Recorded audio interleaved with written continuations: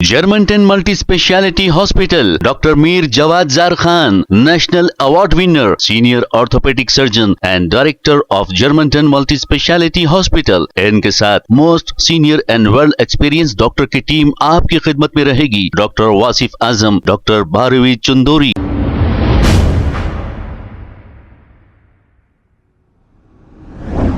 अस्सलाम वालेकुम नाजरीन, 7H न्यूज सच को रखे आपके आगे। South zone task force team ने छतरीनाका पुलिस स्टेशन हुदूद के इलाके में एक घर पर रेड करते हुए जुआ खेलने वाली 12 रुकनी टोली को गिरफ्तार कर लिया और इनके कब्जे से 56,700 नेट कैश जब्त कर लिया और इसके बाद इन्हें एक केस दर्ज करते हुए अदालती तहवील में दे दिया गया। आइए देखते हैं ये रिपोर्ट।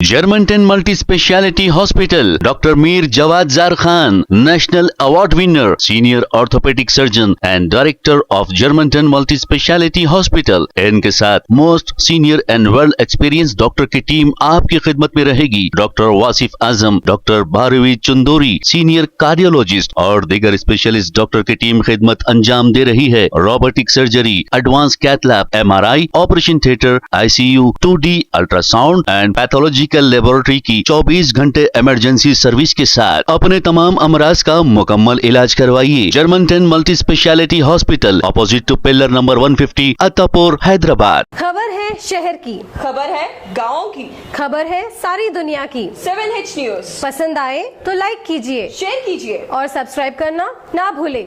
7H news.